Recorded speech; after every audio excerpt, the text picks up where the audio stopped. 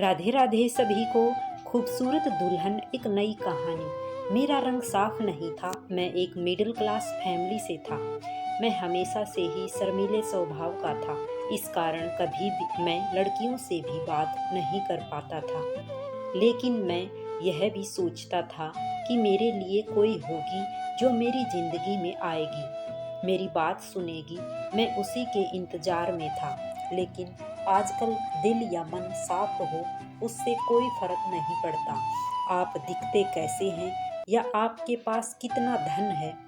सब कुछ उस पर ही निर्भर होता है। और मेरे पास दोनों ही नहीं थे। ना ही मैं दिखने में इतना अच्छा था, ना ही मेरे पास पैसे थे। पिताजी का स्वर्गवास तब हो गया था जब मैं 10 साल का था। मेरी बड़ी बहन और मेरी जिम्मेदारी मेरी माँ पर आ गई थी। मेरी माँ ने जैसे तैसे मुझे इस काबिल तो बना दिया कि मैं अच्छे से अपना जीवन चला सकूं। कर्ज लेकर मैंने अपनी बहन की शादी भी करवा दी। इन्हीं सब जिम्मेदारियों के चलते मेरी उम्र निकलती गई। माँ को मेरी शादी की बहुत फिक्र रहती है। बहुत जगह रिश्ते देखे, लेकिन बात कुछ बनी नहीं। फिर एक दिन अचानक ही हमारे घर में एक रिश्ता आया। वो घर ही आ गए थे। हमारा घर और मुझे देखने के बाद उनकी तरफ से हाँ थी। लड़की की तस्वीर उन्होंने दिखाई। लड़की बेहद ही खूबसूरत थी। मुझे देखते ही पसंद आ गई थी। लेकिन फिर मैंने मन में निराशा आ गई, क्योंकि मुझे पता था कि इतनी सुंदर लड़की मुझसे शादी को हाँ क्यों करेगी। इससे पहले भी मेरे साथ यह कई बार हो चुका है। इसलिए उनके जाने के बाद मैंने माँ से कहा कि हम वहाँ नहीं जाएंगे। माँ ने पूछा क्यों? मैंने कहा कि वहाँ जाकर समय खराब करने से क्या फ़ायदा होगा, क्योंकि लड़की वैसे भी मुझे देखते ही मना कर देगी।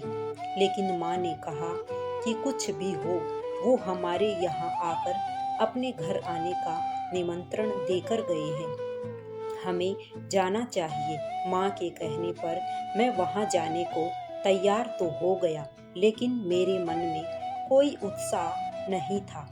हम उनके यहाँ पहुँच गए। हमें देखकर वो खुश हुए। मैं वहाँ जब बैठा था तब वो लाल साड़ी में चाय लेकर आई। बहुत सुंदर थी, लेकिन मुझे पता था कि मुझे खुश नहीं होना है।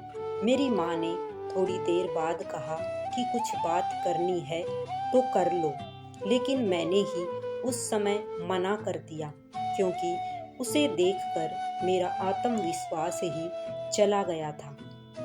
मैंने कहा नहीं, ठीक है, आप बड़े लोग जो सही समझे।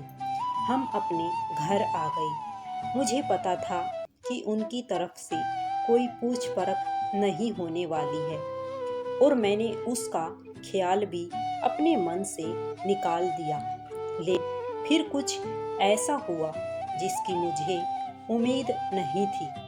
काम से जब मैं घर आया तो माँ कहती है कि उनका फ़ोन आया था, अपना जवाब पूछ रहे थे। मुझे विश्वास नहीं हुआ। मैंने पूछा कि उनकी तरफ से हाँ है। माँ बोली कि वो तैयार हैं।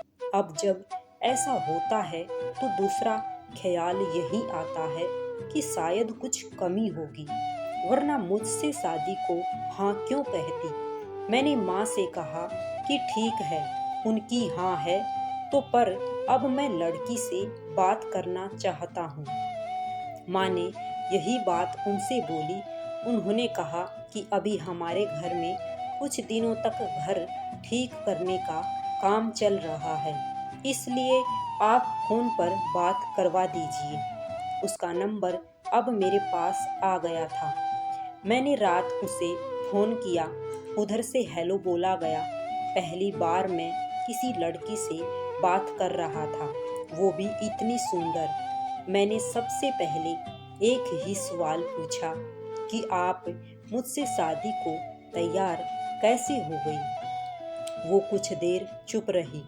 कहा कि क्यों, आप ऐसा क्यों बोल रहे हैं? मैंने कहा कि मैं आपके मुकाबले कहाँ टिकता हूँ। वो बोली कि मेरे लिए बाहर से ज़्यादा भीतर की सुंदरता जरूरी है। मैंने कहा कि आपके और मेरे विचार तो मिलते हैं। वो बोली कि आप भी इसी बात में मानने वाले हैं। मैंने बोला हाँ। बस उस दिन से ही मैं हवा में उड़ने लगा। प्यार में कैसा होता है यह आज तक मैंने सिर्फ सुना ही था, लेकिन जब सच में मुझे प्यार हुआ तो मुझे पता चला कि प्यार एक अद्भुत एहसास है। मुझे सबसे ज़्यादा उसकी आवाज़ से प्यार हो गया। हम लोग सिर्फ शाम को ही बात किया करते थे, वो भी सिर्फ 10 बजे तक। शादी के लिए तारीख पक्की हो गई थी। शादी की तारीख पक्की हुई तब मैं बहुत खुश था। उस शाम जब मैंने फ़ोन किया तो मैंने उससे पूछा कि कैसा लग रहा है तुम्हें। उसकी तरफ से थोड़ी देर तक खामोशी रही। मैंने पूछा क्यों, तुम खुश नहीं हो? उसने कहा कि मैं तुमसे मिलना चाहती हूँ। मिलना मुझे भी था, लेकिन मैं कुछ नहीं कह पा रहा था। लेकिन उसी ने बोल दिया। हम लोगों का मिलना तय हुआ। अगले दिन सुबह सुबह ही मेरी माँ मेरे कमरे का दरवाज़ा जोर से बजा रही थी। मैं नींद से उठा। मेरी माँ को हमारे किसी परिचित से उस लड़की का सच पता चला। उसे सुनने के बाद मुझे पता चला कि इतनी सुंदर होने के बावजूद उसने मुझसे शादी को हाँ क्यों कहा। आखिर वो भी मेरा फ़ायदा उठाना चाह रही थी। माँ ने उन्हें भला बुरा कहना शुरू कर दिया। उसी समय उन्होंने रिश्ता तोड़ने का मन बना लिया। मुझे आज उससे मिलना था। ये सोच रहा था कि माँ जो कह रही है वो कैसे सच हो सकता है। मैं उससे मिलने गया। एक रेस्टोरेंट में मिलना तय हुआ था। मैं वहाँ जल्दी पहुँच गया। बस यही सोच रहा था कि जो माँ बोल रही है वो कैसे सच हो सकता है। कुछ देर बाद वो आई। उसके साथ में एक लड़की और थी। वो दोनों मेरे पास आकर बैठ गई। उसके चेहरे पर एक डर था, घबराहट थी। मैंने उससे पूछा कैसी हो? उसने सिर्फ सर हिलाया। मैंने फिर पूछा कि मुझे क्यों बुलाया था। मेरे इस सवाल के बाद जो जवाब आया उससे माँ को जो पता चला था वो सच ही निकला। जवाब उसने नहीं, उसके साथ आई उस लड़की ने दिया। और आवाज़ वही थी जिससे मुझे प्यार हो गया था। लड़की उसकी चचेरी बहन थी। वो बोली कि हमने आपसे एक बात छिपाई है, ये बोल नहीं सकती। इसकी जगह मैं आपसे बात करती थी। ये मेरे साथ बैठी रहती थी, लेकिन ये चाहती थी कि शादी के पहले आपको सच्चाई पता चल जाए जो उसके घर वालों ने छिपाई है। यह आपको पर्दे में नहीं रखना चाहती थी।